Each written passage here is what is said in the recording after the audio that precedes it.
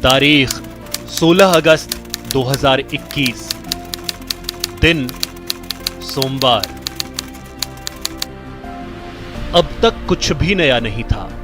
पानी का टैंकर आने पर गलियों में जन का दौड़ पड़ना, सिर पर गगरी रख मीलों का सफर तय कर घर लौटना और साथ लाना थोड़ा सा पानी और ढेर सारी प्यास। दशकों से जल के इर्द गिर्द घूम रही सियासत भी मरुधरा के लिए कुछ भी नया नहीं था अब तक। आज कुछ नया था तो वो थी न्यूज 18 राजस्थान की मुहिम, पानी के लिए परंपरा बचाओ, जिसने मरुधरा को दी उम्मीद एक दिन जलधरा बनने की। सर पहले बरसात होती तो ये पानी ऐसे ही बह जाता था। इसके लिए कोई इकट्ठा करने के लिए कोई वो नहीं था। तो हमने समूह में, महिलाओं का समूह है, उसमें से हमें जानकारी मिली ना, तब हमने ये पौंड की ये जानकारी मिली, तब ये पौंड बनवाए। राजनैतिक, गैर राजनैतिक, वैज्ञानिक, अवैज्ञानिक कई प्रयास हुए हैं हमारे प्रदेश में, लेकिन जन को जल नहीं मिल सका।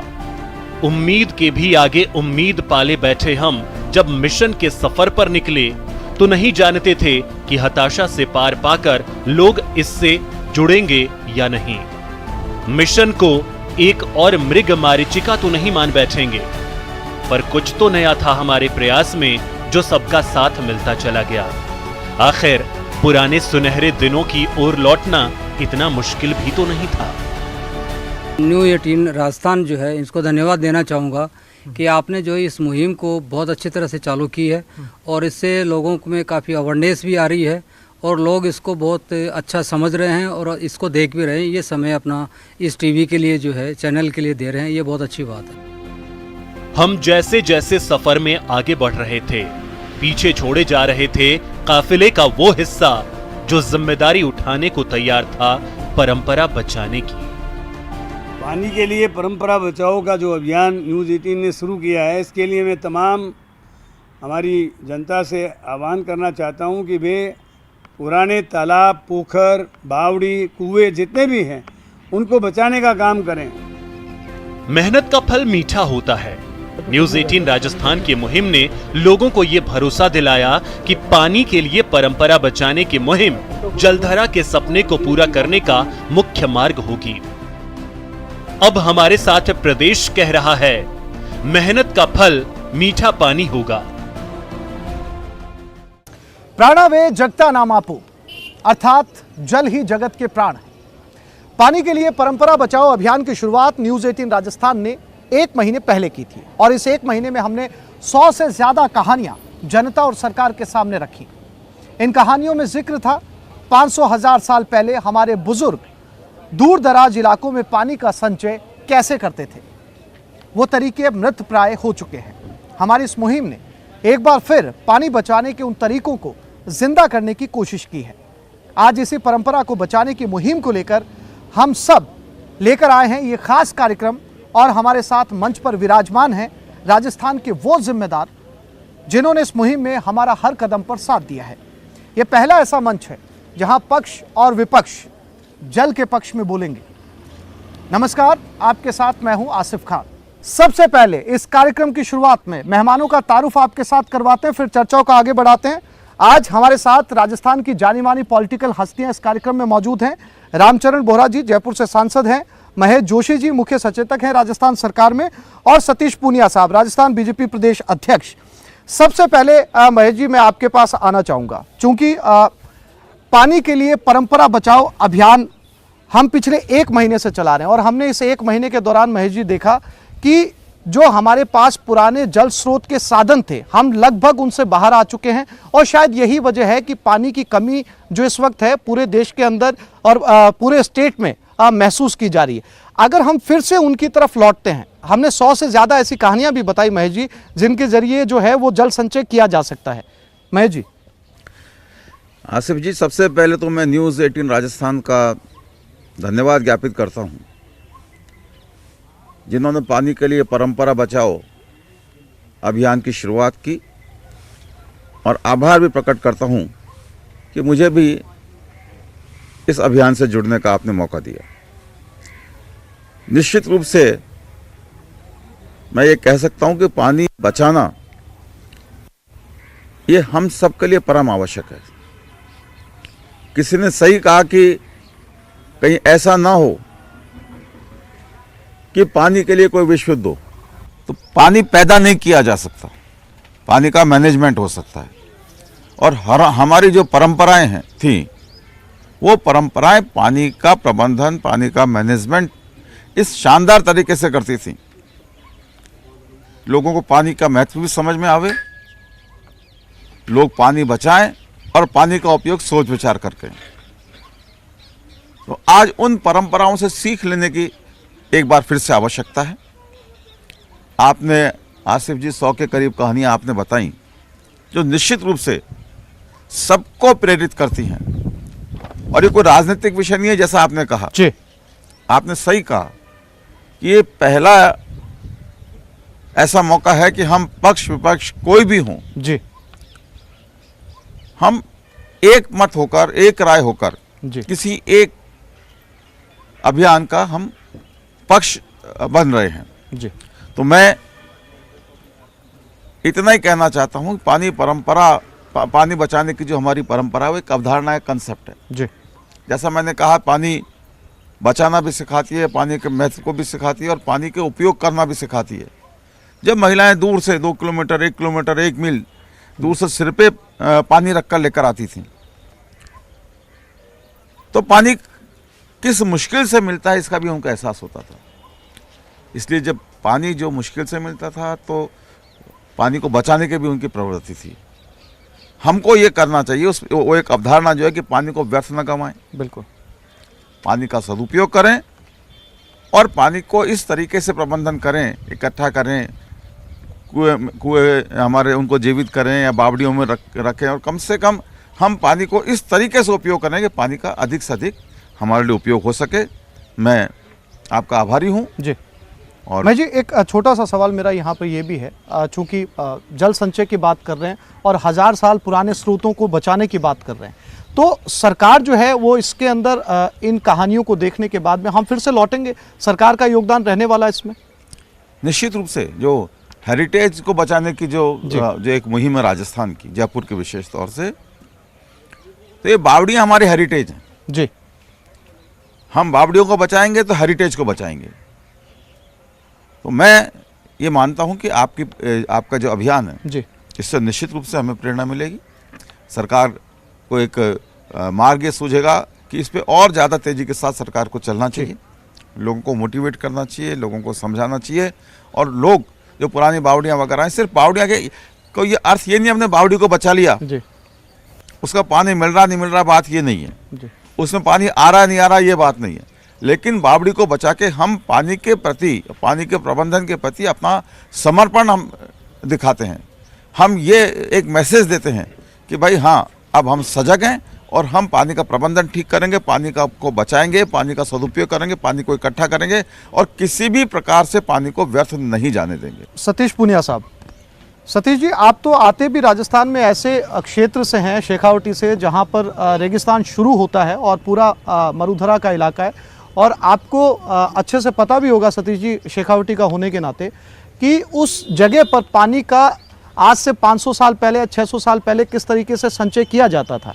हालांकि आज भी उनकी निशानियां वहां पर हैं और कुछ ऐसे गांव मिल भी जाएंगे जहां पर पानी को उसी तरीके से स्टोरेज किया जाता है, लेकिन बावजूद उसके हम उन परंपराओं को छोड़कर जब आगे बढ़े तो पानी की कमी जो है वो महसूस हो रही है। एक बार फिर से लौटते हैं उसी तरफ, ताकि कम से कम राजस्थान का वो हिस्सा जो सूखा है और जहां पर कई किलोमीटर महिलाएं जो है वो घड़ा लेकर पानी का भरने जाती हैं, वहां पर पानी आसानी से उपलब्ध हो सके। जैसा कि महेश जी ने कहा, पानी पैदा नहीं किया जा सकता, प्रकृति से मिलता है और उसी को संचय करना पड़ेगा।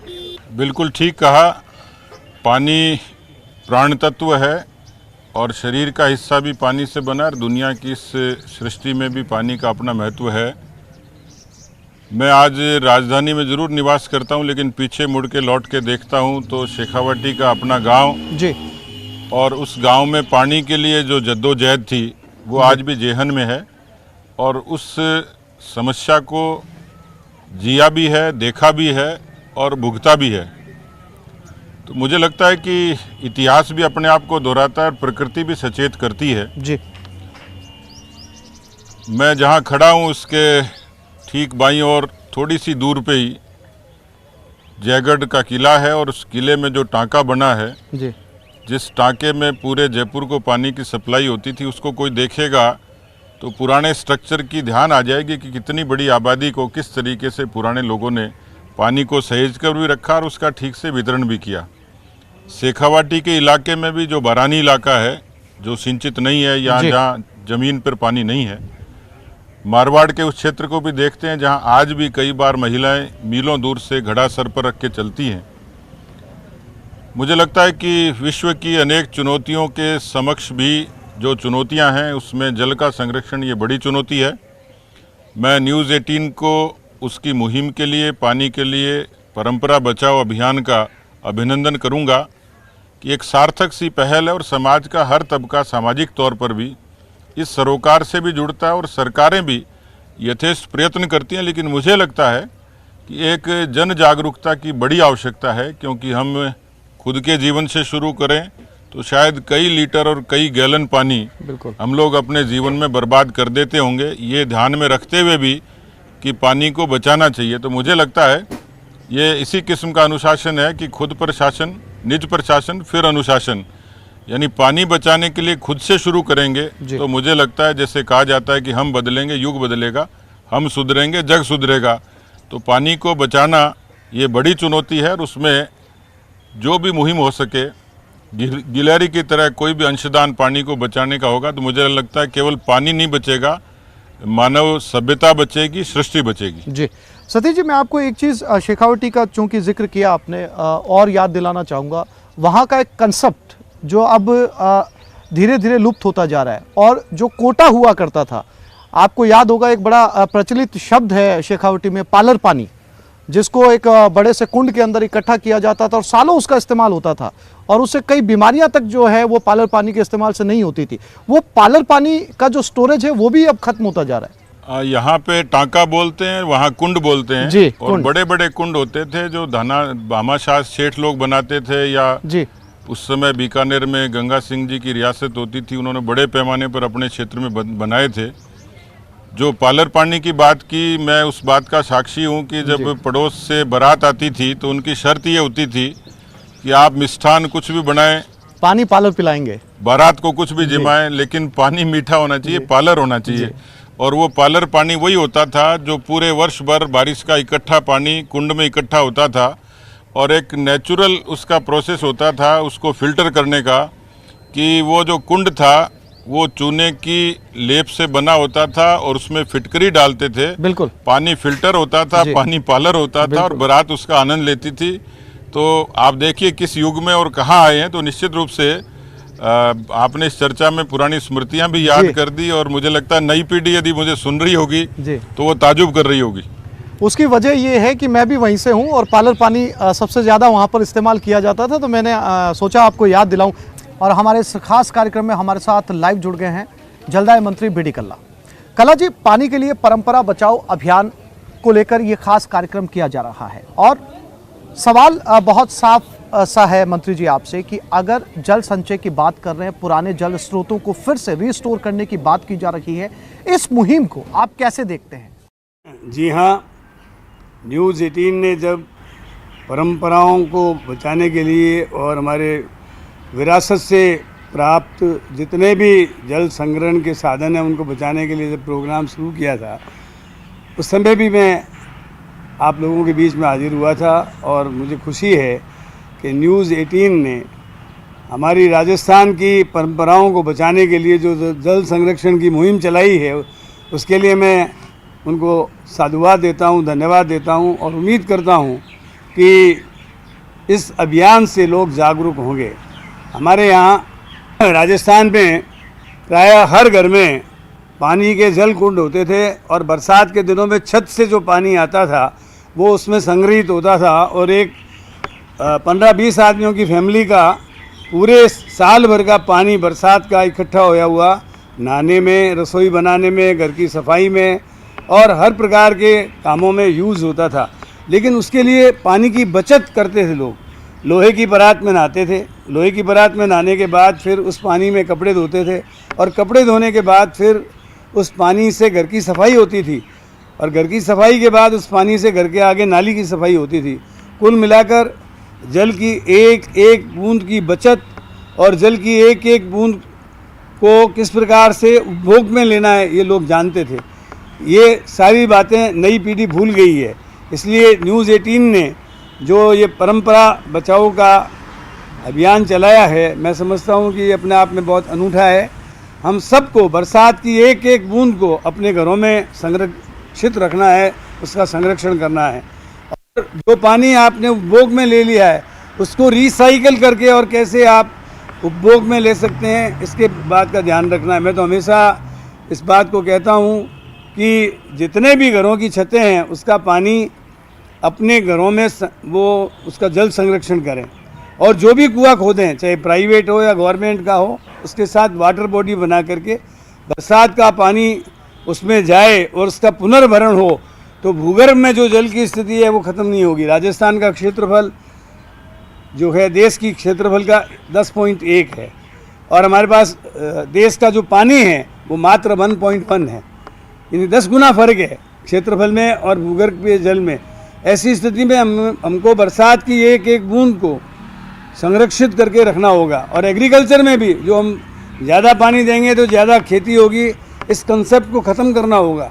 बूंद बूंद सिंचाई, फव्वारा खेती और जड़ों में पानी देने के बाद फिर उसको ड्रेन आउट करके उस पानी को फिर यूज़ करना, ये सारी पद्धतियाँ अपनानी होगी ताकि जल का हम संरक्षण कर सकें और जल की बचत कर सकें। जल की बचत और जल संरक्षण ये दो उपाय करने बहुत ज़रूरी हैं। धन्यवाद। बहुत बहुत शुक्रिया मंत्री जी। इस कार्यक्रम में एक छोटे से ब्रेक के लिए रुक रहे हैं, जल्द लौटेंगे।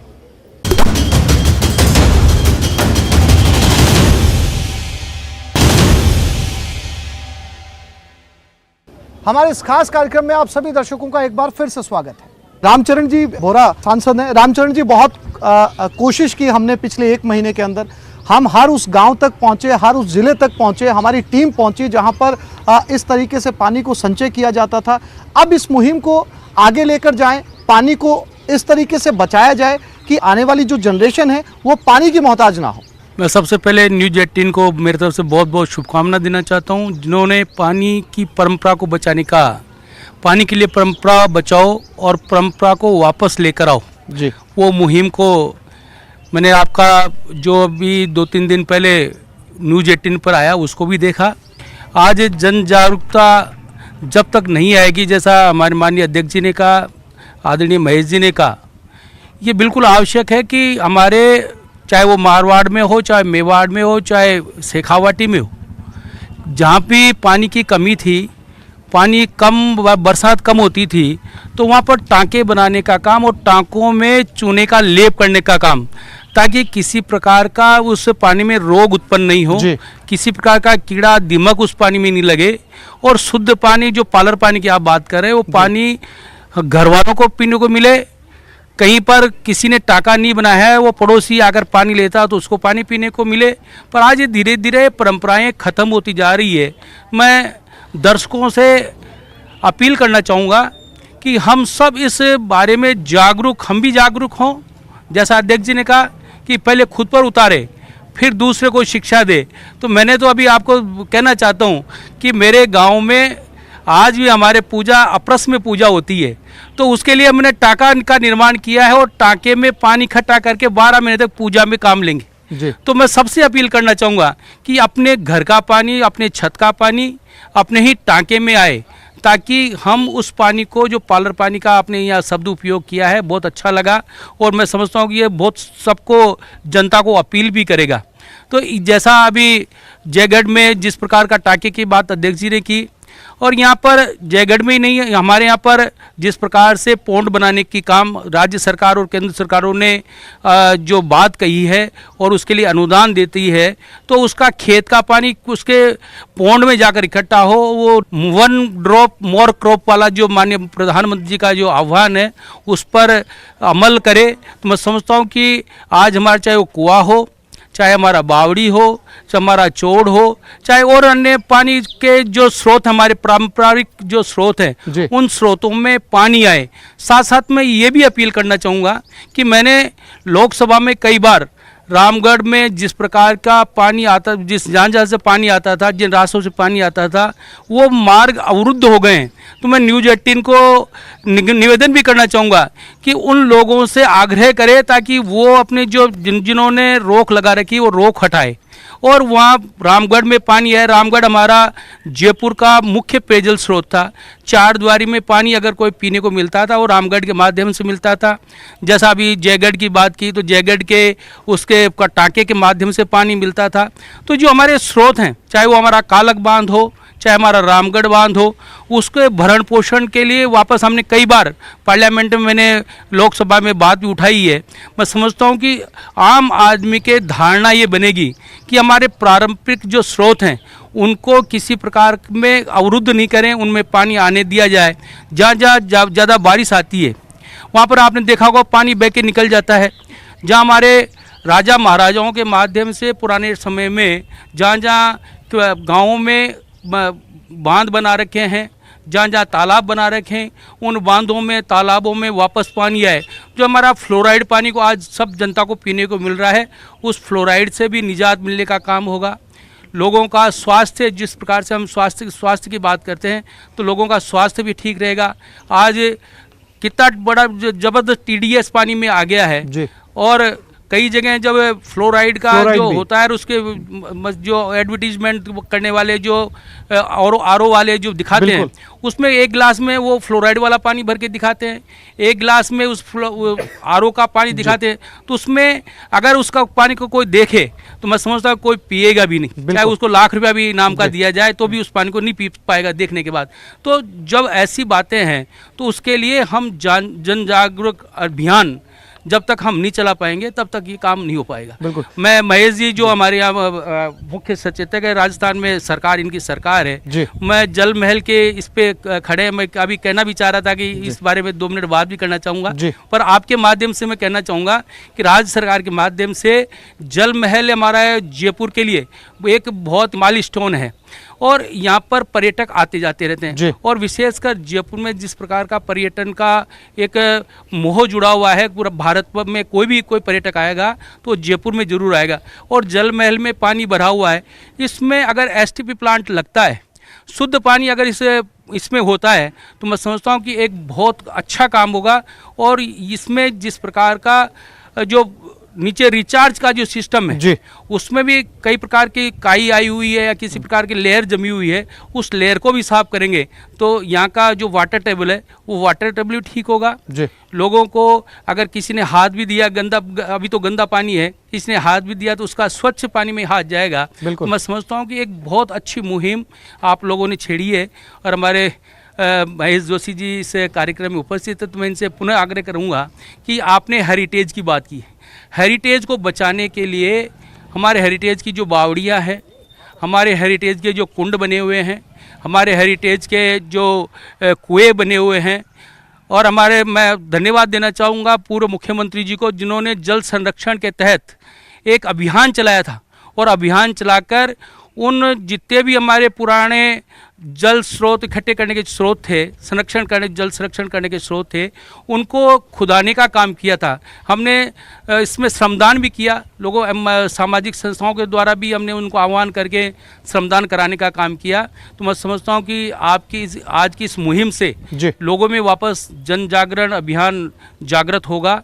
तो मैं समझता हूँ कि जिस प्रकार से मानव जीवन के लिए पानी बहुत नितांत आवश्यक है और जिस प्रकार से दोनों हमारे अध्यक्ष जी ने और महेश जी ने बात की है कि पानी कोई फैक्ट्री में नहीं बनता, पानी को हम बचा पाएंगे, पानी को कम से कम वेस्ट करेंगे तो आने वाली पीढ़ी हमारे को याद रखेगी। ये जो जिक्र आपने जल महल का किया, हम अपने दर्शकों के साथ भी ये साझा करना चाहेंगे कि हमने ये जगह, ये स्थान चुना भी इसीलिए है कि हमारे पीछे जो जल महल है, ये जल महल आज पर्यटन की जगह हो सकती है, लेकिन एक ज़माने में ये भी परंपरागत जल स्रोत था आमेर में पानी के सप्लाई के लिए। अब आगे बोरा जी, चूंकि आपने सरकार में मुख्य सचेतक से सवाल पूछा है, एक सुझाव भी इनको दिया है, इसका जवाब जो है वो महेश जी दे दें, फिर जो है हमारे जो मेहमान उपस्थित हैं उनके पास भी चलेंगे जिन्होंने इस मुहिम के ऊपर लंबा काम किया। महेश जी। आसिफ जी, मैं विश्वास दिलाता हूं जी कि चाहे जलमहल हो या कोई भी प्राकृतिक स्रोत जल का हो, उसके संरक्षण का और उस स्थान के विकास का हम हर संभव प्रयास करेंगे। और पानी के बारे में मैं एक और बात कहना चाहता हूँ जी कि पानी चक्र के रूप में चलता है। जी ऊपर से पानी बरसता है, नीचे आता है। जी जितना पानी जमीन में जाएगा वो पानी फिर से पेड़ों के माध्यम से हरियाली देगा और उन पेड़ों के माध्यम से वापस जी आकाश में जाएगा। ये एक चैन है। अभी हो क्या रहा है कि चूंकि हमारी तात्कालिक आवश्यकताएं इतनी गंभीर हो जाती हैं कि हमें अंडरग्राउंड वाटर काम में लेना पड़ता है। जी जैसा भी सतीश पुनिया जी ने कहा, बोरा जी ने भी कहा, सही मायने में वो जो अंडरग्राउंड वाटर है वो पीने का पानी नहीं है। जी हमारी मजबूरी है, इसलिए हमको काम में लेना पड़ता है। पीने का पानी तो वही जो सरफेस वाटर है, जी जो हमको बारिश के माध्यम से मिलता है, नदियों के में बहता है, नदी जो बहता हुआ पानी है वो हमारे पीने के लायक पानी है। तो हमें इस बात को समझना होगा कि हमारी जो पुरानी परंपराएं हैं पानी जल बचाने की, जल को संरक्षित रखने की, वो सब अंडरग्राउंड वाटर के हिसाब से भी कि पानी जमीन में जाएगा बिल्कुल, तभी वो बारिश के रूप में हमको फिर से मिलेगा। ये हमको स्पष्ट रूप से समझना चाहिए। और जब हम समझेंगे तो हम उन परंपराओं का किसी न किसी रूप में पालन जरूर करेंगे। ठीक है। और जलमहल की बात है और भी कोई बात है, काफ़ी विकास के काम चल रहे हैं। हमारे मुख्यमंत्री जी का तो नारा भी है, पानी बचाओ, बिजली बचाओ, पेड़ लगाओ। तो मैं उम्मीद करके चलता हूं कि ये जो सारे नारे, जो चाहे वर्तमान मुख्यमंत्री दें, पूर्व मुख्यमंत्री दें, कोई दे, जो जनहित के नारे हैं, जो भी प्रकृति से संबंधित हैं, उन सब बातों को, उनको नारा सिर्फ नारा लगाने के लिए नहीं है, ये नारे समझने के लिए हैं। ये पानी के महत्व को समझाते हैं, प्रकृति के महत्व को समझाते हैं, पर्यावरण के महत्व को समझाते हैं। तो इन बातों को समझकर इनको अपने आचरण में उतारने की बात है। हम जलमहल सहित और भी अभी ताल कटोरा का हम लोगों ने काम शुरू किया है। मोरा जी को ध्यान है स्मार्ट सिटी से, क्योंकि स्मार्ट सिटी केंद्र और राज्य दोनों के अंशदान से बनी हुई योजना है। तो जो ताल कटोरा है उसमें हम सब लोगों की ये कल्पना है, मैंने कहा भी था जो इंजीनियर्स काम करने आए थे, भाई सिक्का गिरे तो नजर आना चाहिए ताल कटोरा में, इतना स्वच्छ पानी हो। तो एसटीपी की बात की बोरा जी ने, हम लोग मिलकर, क्योंकि जो स्मार्ट सिटी वाला काम है या जो दूसरे विकास के काम है, विकास के कामों में और ऐसे काम जो मानवता से जुड़े हुए हैं, जो आम इंसान के लिए आवश्यक हैं, उसमें हम लोग कोई पॉलिटिक्स वाली बात नहीं करते। हम जयपुर की जनता की, राजस्थान की जनता की अपेक्षाओं को पूरा करेंगे और जलमहल सहित जो भी हमारे दूसरे जो स्रोत हैं, उन स्रोतों का संरक्षण भी करेंगे और उनको कैसे और अधिक अच्छा किया जा सकता है, इस बारे में भी हम कोशिश करें। यहाँ एक और छोटे से ब्रेक के लिए रुक रहे, जल्द लौटेंगे। ब्रेक के बाद आप सभी दर्शकों का इस कार्यक्रम में एक बार फिर से स्वागत है। हमारे साथ ऐसे बहुत सारे मेहमान भी इस कार्यक्रम में उपस्थित हैं जिन्होंने जल संचय के लिए लंबे समय से काम किया और उन पुरानी परंपरागत स्रोतों को अब तक वो बचा रहे हैं। उनके पास चलते हैं, जानते हैं कि उन्होंने अब तक इन मामलों के अंदर कितनी मेहनत की है और वो फिलहाल क्या कर रहे हैं। हमारे साथ शास्त्री जी इस समय इस कार्यक्रम में मौजूद हैं, उनसे जानते हैं। सर, हम पिछले 1 महीने से लगातार ऐसी जगहों पे जा रहे हैं जहां पर इन पुराने जल संचयों के साधन को देखा कैसे बचाया जा रहा है, कई जगह पे लुप्त हो चुके हैं। क्या इसके लिए किया जा सकता है और आपने अब तक क्या किया है? आपका जो ये विषय है कि पानी के लिए परंपरा बचाओ जी, तो इस परंपराओं का अध्ययन करने के लिए पिछले 5 साल से मैं न केवल जयपुर शहर बल्कि जयपुर जिले के 8 विधानसभा क्षेत्रों में उन स्थानों पे गया हूँ जहाँ से नदियों का मूल स्रोत रहा है। तो मैंने देखा कि परंपरागत पानी में उन नदियों का बहुत महत्व रहा है।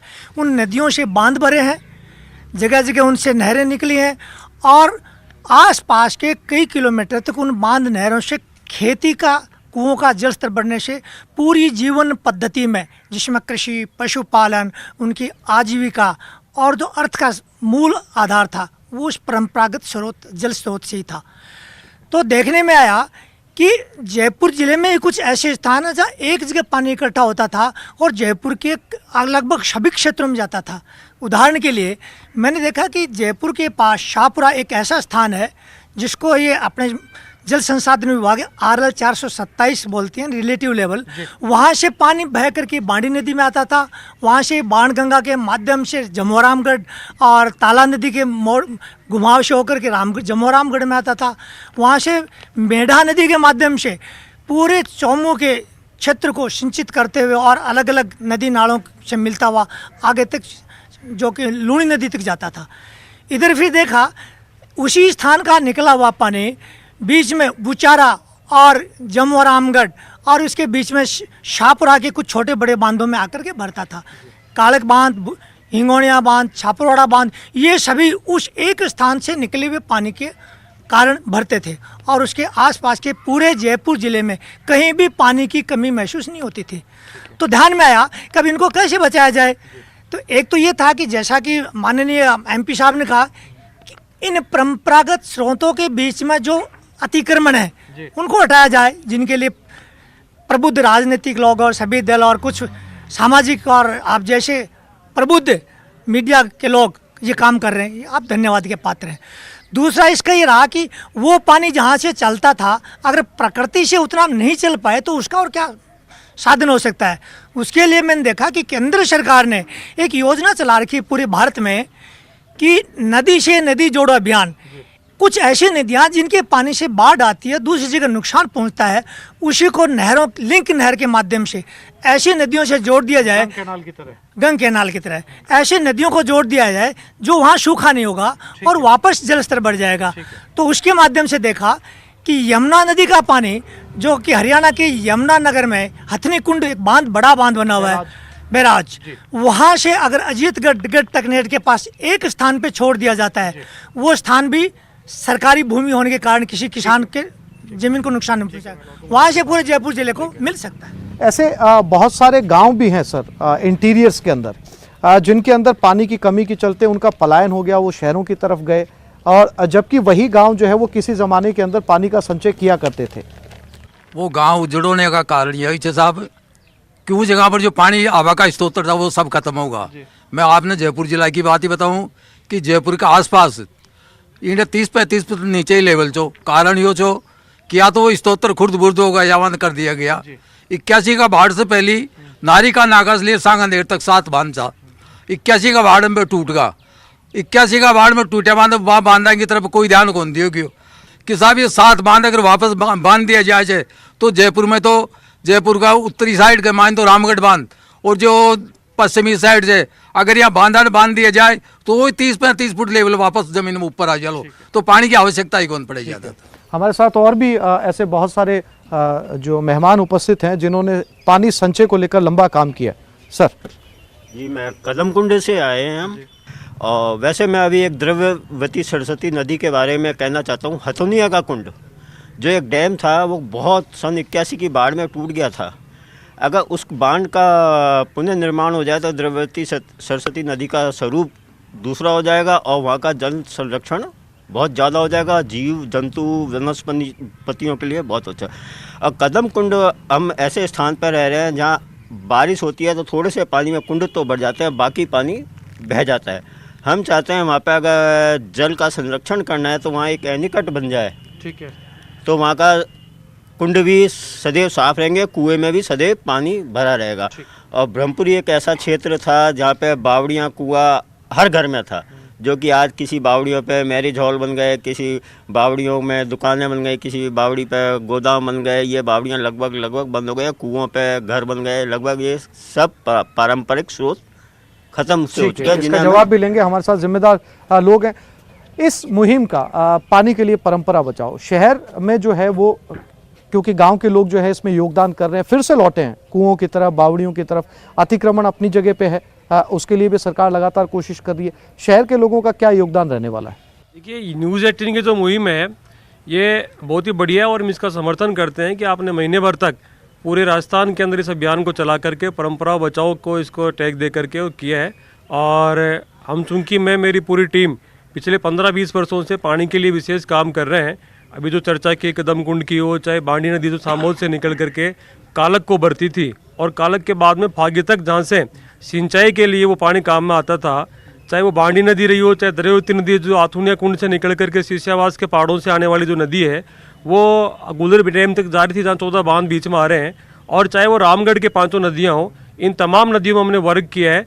और जयपुर शहर के अंदर आप भी देखिए, शुरू से जो अभी महेश जी ने बात की थी, बोरा जी ने बात की, हेरिटेज की जो बावड़ियाँ थी वो 14 बावड़ियाँ जयपुर शहर के अंदर है।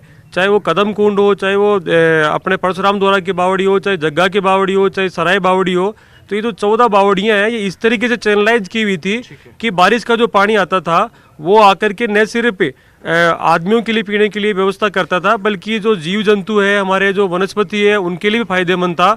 साथ ही आसपास के जो कुएं थे जयपुर में, उस समय लगभग 184 जो कुएं थे उनको रिचार्ज करता था और उससे लोग पानी पीते थे। लेकिन धीरे धीरे जो हमारी संस्कृति की जड़ में जल था, हमने उन जड़ों की ओर जड़ों को बुला दिया और धीरे धीरे हालात ये हो गई कि वाटर बॉडीज पे जो एनक्रोचमेंट हुए हैं उससे न सिर्फ एक बड़ा सवाल महेश जी, चूंकि सभी जो मेहमान यहाँ पर हैं, आपसे भी है मेरा, और पूनिया जी आपसे भी, बोरा जी आपसे भी, सब तैयार हैं इस मुहिम में साथ देने के लिए और लगातार जो लोग हैं अपनी तरफ से जितना योगदान हो पा रहा कर भी रहे हैं। लेकिन बार बार एक बात निकलकर सामने आ रही है कि कहीं ना कहीं जो अतिक्रमण है कुओं पे, बावड़ियों पे, कई जगह मैरिज हॉल बन गए या दूसरे तरीके के संस्थान खड़े कर दिए गए, इनसे भी मुक्त करवाने की आवश्यकता है ताकि वहां पर जो है वो पानी का संचय हो सके। सबसे पहले महेश जी आप। निश्चित रूप से जो अतिक्रमण है वो हटेंगे तो ही जो हमारे पुराने स्रोत जो हैं वो पुनर्जीवित हो पाएंगे। तो हम इस बात की कोशिश कर भी रहे हैं। जो मेरी जानकारी में है कि जो एक रामगढ़ की बात अभी बोरा जी ने की, तो उसमें हाई कोर्ट ने भी निर्देश दिए। हाई कोर्ट लगातार उसकी मॉनिटरिंग भी कर रहा है कि कैसे जो अतिक्रमण है उसके कैचमेंट एरिया में, भराव क्षेत्र में जो उनके जो अतिक्रमण है उनको कैसे हटाया जा सके, उनको कैसे अतिक्रमण मुक्त किया जा सके। हम सब इस कंसेप्ट के साथ हैं और जो हमसे बन पड़ेगा उसके लिए जरूर करेंगे। सतीश जी, केंद्र सरकार भी इस मुहिम को लेकर बहुत गंभीर है और जब इस तरह की बातें सामने आती है, एक आम आदमी खड़ा होता है कि उसको जो है इस मुहिम में साथ देना है, तो इस तरह की जो है वो दिक्कतें सामने आती हैं, क्योंकि जहां पर वो पानी संचय की जगह थी वहां पर जो है वो मजबूत लोगों का इस समय जो है वो कब्जा है। कहां पर फिर से उसको स्टोरेज को लाया जाए, कैसे उनको हटाया जाए, इसमें केंद्र की भी बहुत बड़ी भूमिका होगी। मैं अभी की चर्चा में 2 बातें समझ पाया। एक तो गांव से शहरों की तरफ पलायन हुआ और पलायन का कारण एमिनिटीज़ की कमी रहा, जिसमें पानी भी अपने आप में एक बड़ा कारक है। उसके लिए केंद्र की सरकार ने जो जल जीवन मिशन शुरू किया है, मुझे लगता है कि वो काफ़ी कुछ उस प्रभावी होगा, क्योंकि राजस्थान के भी लगभग 1 करोड़ घरों तक नल पहुँचेगा।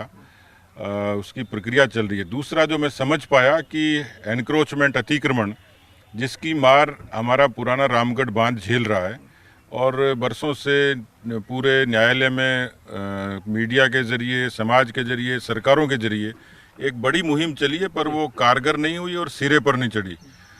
मुझे लगता है कि एक सबक है कि जितना व्यावसायीकरण हुआ है, इस व्यावसायीकरण के कारण ज़मीनें महंगी हुई हैं और उन लोगों ने ये नहीं देखा कि ज़मीन कैसी है। वो मंदिर की ज़मीन है, वन क्षेत्र की ज़मीन है, गोचर है, जो पानी के सोर्सेज है वो है। मुझे लगता है कि जैसे एनजीटी काम करती है, नेशनल ग्रीन ट्रिब्यूनल काम करता है, जैसे फॉरेस्ट काम करता है कि आप कितना ही जोर लगाइए लेकिन फॉरेस्ट उस पर पूरे तरीके से प्रतिबद्ध है। मुझे लगता है कि राज्य और केंद्र सरकारों को भी इस तरीके के पारंपरिक स्रोत पर यदि कोई कब्जा होता है तो उसको कोई न कोई कठोर दंड की वहाँ पर ज़रूरत रहे और एक उसका डिस्पोजल ठीक तरीके से हो। चाहिए तो फास्ट ट्रैक कोर्ट भी बना सकते हैं जो इस काम को, मुझे लगता है, प्राथमिकता से करें। हमारे साथ और भी मेहमान हैं इस कार्यक्रम में, उनके पास चलते हैं।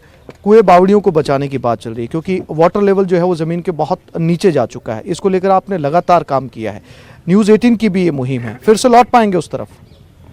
दुनिया की जितनी भी प्राचीन सभ्यताएं हैं हमेशा नदियों के किनारे ही बसी हैं। बिल्कुल।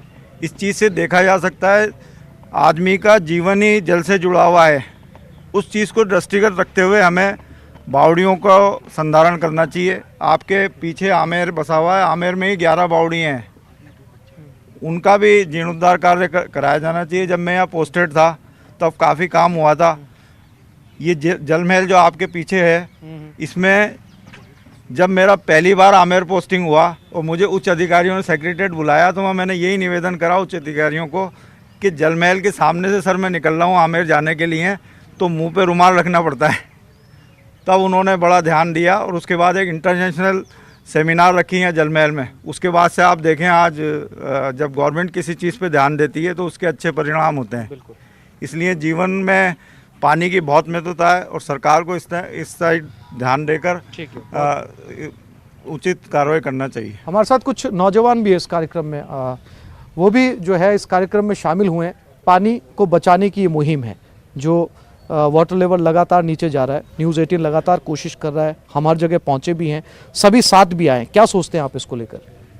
ये बहुत अच्छी मुहिम है, इसमें सभी को साथ आना चाहिए और हमारी जो पारंपरिक बावड़ियाँ हैं, कुएँ हैं, उन्हें हमें दोबारा पुनर्जीवित करने के लिए साथ आना चाहिए और ये काफ़ी अच्छी मुहिम है। हमारे साथ तमाम मेहमान इस कार्यक्रम में मौजूद हैं और आप सभी से ये निवेदन भी है कि हमारे पास यहाँ पर जो है वो सरकार के तमाम जिम्मेदार लोग भी हैं। अगर आप पानी के प्राकृतिक स्रोत के ऊपर इनको कोई सुझाव देना चाहें या इनसे आपकी कोई डिमांड हो तो आप यहाँ पर बात कर सकते हैं, आप अपना हाथ उठा सकते हैं, सवाल पूछ सकते हैं। जी, मेरा राजस्थान सरकार से, केंद्र सरकार से और राजस्थान की बहुत बड़ी पार्टी के अध्यक्ष जी से निवेदन है कि जितने भी कुएं बावड़ी हैं उनको वापस से सुचारू करें, उनको चिन्हित करें कि कहाँ कहाँ ऐसे कुएं बावड़ी सूखे पड़े हैं, उनको पानी का स्टोरेज बनाएं ताकि वहाँ पानी की व्यवस्था हो। और हमारी एक निवेदन है कि रामगढ़ बांध को कैसे भी करके इसको जीवित करें ताकि ये मरा हुआ वापस से जीवनदान मिले और जयपुर की जनता को पानी मिले। ठीक है, इसका जवाब जो है वो महजी से ले लेते हैं। महजी, बहुत महत्वपूर्ण सवाल है क्योंकि अगर इन प्राकृतिक स्रोतों को नहीं बचाया गया तो पानी संचय होना बहुत दूर की कौड़ी साबित होगा। सही कह रहे हैं जी, और मैं सहमति जताता हूं कि कुएं बावड़ियाँ जो भी हैं, टाँके जितने भी हैं, उन सब का संरक्षण आवश्यक है। तो इसके लिए सरकारें प्रयास भी करती हैं, लेकिन उन प्रयासों को और अधिक गति देने की आवश्यकता है। इस बात की हम लोग कोशिश करेंगे। ठीक है, आप में से किसी और का कोई सवाल अगर हाथ खड़ा करना चाहें? मैं पहले तो न्यूज़ 18 को धन्यवाद देता हूँ पानी के लिए। हम इस क्षेत्र में रहते हैं, बरसों से बड़े हो गए, हम यहाँ कुइयों से पानी पीते थे, लेकिन हमने देखा कि जलमहल के पानी से ही कम से कम 10 से 15 फुट में पानी मिलता था। लेकिन राज्य सरकार ने, पहले आदरणीय महेश जोशी जी यहाँ के MP थे, तो इन्होंने पानी की लाइनें, ये सब चीज़ें, आज वर्तमान में भी हमें इस क्षेत्र को पानी की वजह से जीवित है, नहीं तो हमारा भी पलायन हो जाता है। राज्य सरकार का और आदरणीय महेश जोशी जी का मैं धन्यवाद देता हूँ कि हमारे इस क्षेत्र में पानी की काफ़ी सुविधाएँ उपलब्ध करवाई। ठीक है महेश जी, धन्यवाद ज्ञापित किया जा रहा है आपको यही मंच से। मेरी खुशकिस्मती है और मैं तो इतना ही कह सकता हूं कि ये जो धन्यवाद ज्ञापित करना है या प्रशंसा करना है, ये एक तरीके की हौसला अफजाई होती है और जो कुछ हम कर रहे हैं उनको और आगे तेजी के साथ बढ़ाएं उन कामों को, इस बात के लिए हमें प्रेरित करती है। धन्यवाद। एक मेहमान के पास और चलते हैं। सर, आप कुछ कहना चाहते थे? जी नमस्कार। मैं पानी बचाओ जो मुहिम है उसके लिए केंद्र और राज्य को मिलकर काम करना पड़ेगा। है जो जमरामगढ़ बांध है जो 15 साल से एकदम सूखा हुआ पड़ा है, एकदम सूखा हुआ पड़ा है, उसमें एक बाल्टी भी पानी भी नहीं है, आज भी ये स्थिति है। और उसके लगते हुए जितने सैकड़ों गांव हैं ना, उस सूखे की चपेट में और सारे अकाल की चपेट में आ रहे हैं वो। और हजारों लोग हैं ना जो जयपुर पलायन मजदूरी के लिए जो पलायन कर रहे हैं जो, और गाँव छोड़ छोड़ के जयपुर बस रहे हैं वो। तो केंद्र की जब रोड की जो योजना है, दिल्ली से जो बॉम्बे तक हाईवे बन जाता है, बुलेट ट्रेन बन जाती है, तो दिल्ली यमुना से पानी जमरामगढ़ बांध पर आना कोई बड़ी बात नहीं है। तो उसके लिए जो अगर MP साहब और सचेतक साहब अगर कोशिश करें। ठीक है, जवाब ले लेते हैं। अटल बिहारी वाजपेयी जी के समय रिवर लिंकिंग की एक महत्वाकांक्षी योजना की उन्होंने एक ब्लूप्रिंट तैयार किया था और 2014 में प्रधानमंत्री मोदी जी के आगमन के बाद में पहली तो कुछ प्रदेशों में आपस में जल के विवाद थे, उनके निपटारे के लिए ऐसे 14 विवादों का निपटारा हुआ। दूसरा, अभी मध्य प्रदेश में 2 बड़ी नदियां थी, केन और बेतवा, उनके लिंकेज का काम हुआ। मुझे लगता है कि जल जीवन मिशन जो मैंने बताया, पेयजल की सबसे बड़ी समस्या की निजात के लिए बड़ा प्रयास हुआ। उसमें 50% अंशदान केंद्र सरकार का और 50% राज्य सरकार का है। राजस्थान में भी 1 करोड़ घरों को जोड़ना है। सिंचाई के लिए मुझे लगता है कि आपस के पड़ोसी राज्यों में जिस तरीके की विवाद होते हैं, उन विवादों का निपटारा यदि त्वरित समय पे हो जाए तो निश्चित रूप से एक संबल मिलता है। ईसरदा बांध से भी पुरानी सरकार से लेकर इस वर्तमान सरकार ने भी ईसरदा से इस क्षेत्र को जोड़ने का काम किया। ईसरदा से पानी जमुआ रामगढ़ को भी आएगा। आमेर और चोमू तक ऐसे 13 उपखंडों पर उसकी योजना है। मुझे लगता है कि जो बाधाएं हैं खास तौर पर, क्योंकि एक तरफ ज़मीन के लिए 1 इंच ज़मीन हम लोग देते नहीं हैं, तो एक बड़ा महत्वाकांक्षी अभियान है। सरकार उस पर काम कर रही है, लेकिन ये बात ठीक है कि जो पुराने स्रोत हैं उनको पुनर्जीवित किया जाए और जो रामगढ़ जैसे पारंपरिक स्रोत हैं उसमें एनक्रोचमेंट, जिसमें मुझे लगता है कि वो अभी सब जुडिस है, उस पर न्यायालय की समिति बनी हुई बराबर उसकी मॉनिटरिंग करती है। पर मुझे लगता है कि इस तरीके के जो प्राथमिकता के काम हैं, जैसे रामगढ़ का जिक्र बार बार होता है, मुझे लगता है कि सरकार को रामगढ़ की उस एनक्रोचमेंट को प्राथमिकता से लेकर रामगढ़ को पुनर्जीवित करने की कोई भी मुहिम होगी तो भारतीय जनता पार्टी भी तैयार है सरकार का साथ देने के लिए। और सामाजिक कोई अभियान चलता तो हम भी उसमें पूरे तरीके समर्पित होकर काम करने के लिए तत्पर हैं। बोरा जी, अलख जो है वो जल चुकी है और लोग जुड़ते जा रहे हैं और अब सब ये चाहते हैं कि किसी भी तरीके से इन प्राकृतिक स्रोतों को बचाया जाए। अब आपका साथ आना बहुत ज़रूरी हो गया है। मैं बिल्कुल साथ में हूँ, चाहे वो केंद्र सरकार से बात करने की बात हो, चाहे राज्य सरकार से हमारे माननीय अध्यक्ष जी हैं, माननीय महेश जोशी जी हैं, मुख्य सचेतक हैं, और मैं भी, सब मिलकर बात करना चाहेंगे। और जब तक केंद्र और राज्य मिलकर कोई काम नहीं करता, ये एक स्टेट्स का भी इसमें ज़बरदस्त रोल रहता है कि स्टेट्स अभी एमपी से पानी लाना है तो इसमें एमपी की सरकार का एनओसी मिलना आवश्यक है, और दूसरी यूपी से पानी लाना हो तो यूपी की सरकार का इसमें एनओसी लेना बहुत आवश्यक है। तब तक स्टेट्स और सेंट्रल गवर्नमेंट और राज्य सरकारें जब तक किसी बात पे सहमत नहीं होगी तब तक ये काम आगे बढ़ नहीं सकता। पर मैं इतना ज़रूर कहना चाहूँगा आपके इस माध्यम से कि आज आपने 1 महीने से ये जो प्रयास किया है ये बहुत ही सराहनीय प्रयास है, और मैं जो जितने भी श्रोता इस कार्यक्रम को देख रहे हैं उन श्रोताओं को भी आग्रह करना चाहूँगा कि इस अभियान में जुड़ें। और जिस प्रकार से हमारे माननीय अध्यक्ष जी ने कहा है कि खुद से इसको चालू करें, जब तक खुद से चालू नहीं होगा तब तक इस अभियान की सफलता नहीं हो सकती है। और हम इसके लिए आप लोगों के साथ में हैं, चाहे वो पार्टी कोई भी हो सकती है, पर सरकार के साथ में किसी प्रकार की कोई बात आती है तो हम राजस्थान सरकार के साथ में कंधा से कंधा मिलाकर और इस काम को आगे बढ़ाने का काम करेंगे। मैं इतना ज़रूर कहना चाहूँगा कि कोई भी मैटर सब जुडिस ज़रूर हो सकता है, पर उसको हम कैसे जल्दी हल कर सकते हैं इसके लिए हमारी मनोदशा पूरी ठीक से होनी चाहिए। जब तक हमारा मन ठीक नहीं होगा तब तक उस काम को हम आगे नहीं बढ़ा सकते। तो मैं राज्य सरकार से आग्रह करूंगा माननीय महेश जी के माध्यम से कि इस रामगढ़ पर जिस प्रकार से सब लोगों का जो अभी वर्जन रहा है, रामगढ़ बांध में जो एनक्लोजमेंट है वो हटें, और इस रामगढ़ में जिस तरह से पहले नौकायान हुआ करती थी वो नौकायान दोबारा हो। जिस प्रकार से टूरिस्ट वहाँ पर जाता था वो टूरिस्ट वापस वहाँ जाए। राज्य सरकार को टूरिस्ट से जिस प्रकार की जो आमदनी होती है, दूसरे लोगों को उससे रोज़गार मिलता है, तो वो काम दोबारा चालू हो। लोगों को रोज़गार मिलेगा, राज्य सरकार को आमदनी होगी, और हमारा जिस प्रकार का पुराना वैभव था वो पुराना वैभव वापस लौट कर आएगा। चूँकि बहुत कम ऐसे मौके आते हैं जब रूलिंग पार्टी और विपक्ष एक साथ इकट्ठा होता है और आरोप प्रत्यारोप नहीं होते हैं। ये पहला ऐसा कार्यक्रम है जिसमें बार बार ये जिक्र किया जा रहा है दोनों ही पार्टियों के जरिए कि इस मुद्दे के ऊपर हम कदम से कदम मिलाकर साथ चलेंगे और जितनी भी मुश्किलें रास्ते में हैं उनको दूर करने की कोशिश की जाएगी। तमाम मुश्किलें आपसे जो है यहाँ बैठे मेहमानों ने भी पूछी, और ये मुहिम जो है अब जाकर उन सारे प्राकृतिक स्रोतों का फिर से उनका दोबारा अपनी मूल स्थिति के अंदर लौट के आए, इसके लिए जो है वो राजस्थान से मुहिम शुरू हुई है और राजस्थान सरकार का योगदान इसमें बेहद अहम है।